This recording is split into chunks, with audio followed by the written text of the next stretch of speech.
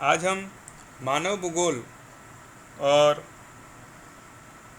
अन्य सामाजिक विज्ञानों के साथ उसके संबंध के बारे में चर्चा करेंगे।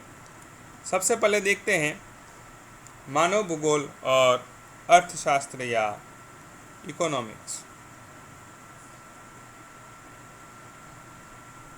मनुष्य की भोजन, वस्त्र और आवास की जो आवश्यकता है वह सर्वोपरि होती है। मनुष्य इनके बिना सामान्य जीवन व्यतीत नहीं कर सकता है। इसके अलावा मनुष्य की विभिन्न व्यक्तिगत, सामाजिक, राजनीतिक आवश्यकताएं भी अर्थशास्त्र पर ही आश्रित होती हैं।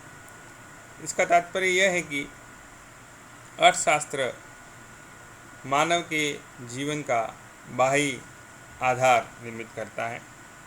मानव भूगोल की एक शाखा है आर्थिक भूगोल, जिसके अंतर विश्व में विभिन्न संसाधनों का वितरण, उद्योग धंधों, व्यापार, परिवहन के साधनों का व्याख्या करता है।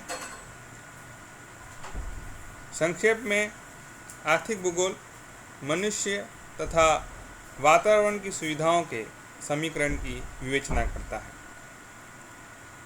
इससे स्पष्ट होता है कि जो आर्थिक भूगोल है वह अर्थशास्त्र से काफ़ी अच्छी रूप से संबंधित है। दोनों में ही जो विभिन्न रिसोर्सेस है उनके बारे में अध्ययन किया जाता है। बस फर्क इतना है कि यहाँ पर भूगोल को प्रमुखता दी जाती है और वहाँ पर अर्थशास्त्रीय सिद्धांतों को प्रमुखता दी जाती है। अगली बात करते हैं मानव भूगोल तथा इतिहास की। मानव भूगोल मनुष्य की सभ्यता का इतिहास कहा जाता है। किसी क्षेत्र के इतिहास का उसके भौतिक साधनों तथा उनके विकास से गहरा संबंध होता है। यूएसए की बात करें तो वहाँ पर जो ग्रेट लेक्स है, महान झीलें हैं, उनकी खोज हुई। वहाँ पर विभिन्न प्रकार के जो संसाधन पाए गए उनकी खोज हुई और उसके आधार पर ही आप आगामी कक्षाओं में पढ़ेंगे कि ग्रेट लेक्स के चारों ओर ही विभिन्न उद्योग धंधों का विकास हुआ है। इसी तरह हम देखें तो पंजाब में जहाँ पानी के अभाव से भूमि परती पड़ी थी, नहरों के निर्माण के साथ ही गेहूं की खेती की उन्नति हो गई और यह भारत का जो अन्न क्षेत्र बन गया। इसी प्रकार उत्तर प्रदेश के तराई भागों में जो 5-6 साल पहले दलदल तथा वनों से ढके हुए थे, आज उनकी काया पलट से होती दिखती है। वहाँ मानव भूगोल बदल गया है और एक नया इतिहास प्रारंभ हो गया है। ठीक है, इस प्रकार हम देखते हैं कि इतिहास जो निर्मित होता है उसमें भौगोलिक जो तत्व है वह काफ़ी बड़ा रोल अदा करते हैं। और जो आप भौगोलिक विचारधाराओं का इतिहास पढ़ते हैं तो वह अपने आप में भी सिद्ध करता है कि ज्योग्राफी और जो हिस्ट्री हैं वो एक दूसरे से काफ़ी ज़्यादा जुड़े हुए हैं। आगे बात करते हैं मानव भूगोल और राजनीतिक शास्त्र या राजनीति विज्ञान की। तो मानव चूँकि प्रगतिशील है, उसके साथ समाज भी प्रगतिशील होता है और मानव केवल रोटी कपड़ा और मकान से ही संतुष्ट नहीं हो सकता है। उसकी जो आवश्यकताएं होती हैं वह काफ़ी ज़्यादा होती हैं। फलस्वरूप मानव तथा वातावरण का ही नहीं अपितु मनुष्य से संबंध भी अपेक्षाकृत अधिक महत्वपूर्ण हो जाता है। एक क्षेत्र की संपन्नता का दूसरे क्षेत्र की संपन्नता से काफ़ी गहरा संबंध होता है। विभिन्न प्रकार के उद्योग, व्यापार, परिवहन के साधनों का जो आधार है वह पारस्परिक सहयोगी है। इसका अर्थ यह है कि एक सब के लिए और सब एक के लिए।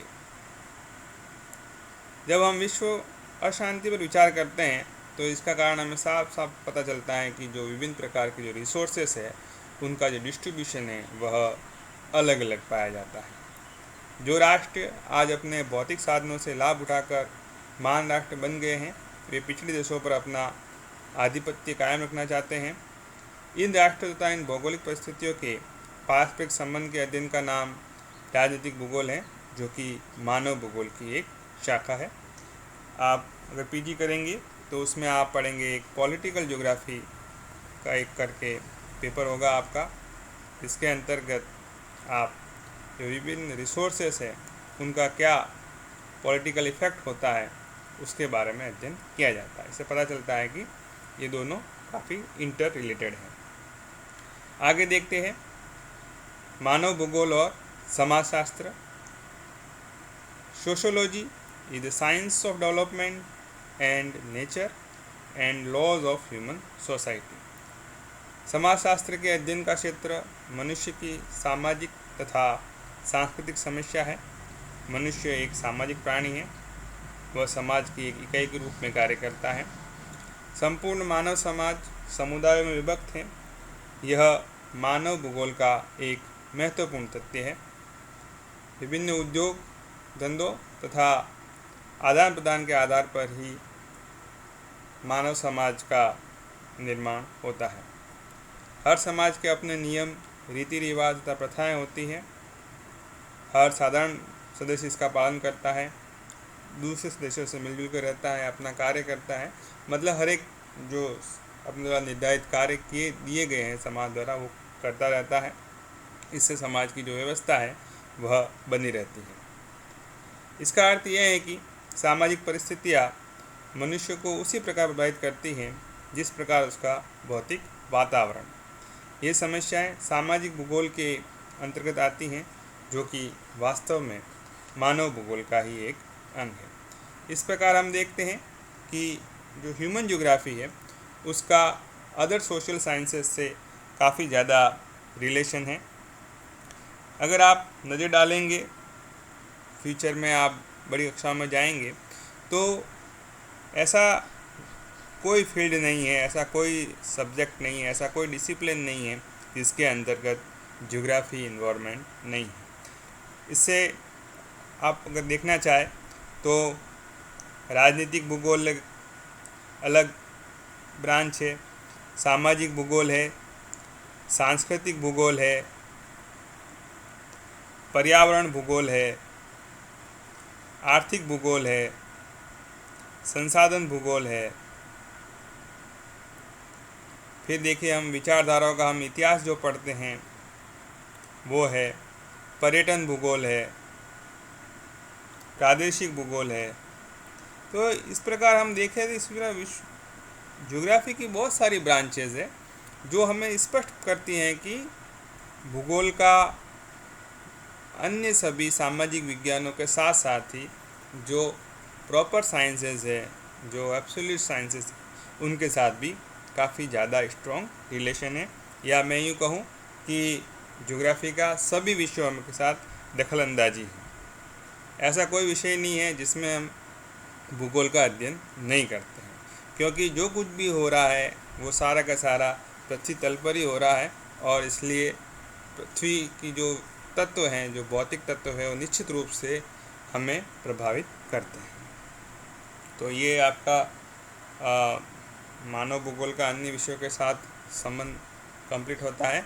नेक्स्ट क्लासेस में जो ज्योग्राफी के जो बेसिक 3 विचारधाराएं हैं, निश्चयवाद, संभववाद और नवनिश्चयवाद, उसके बारे में हम अध्ययन करेंगे।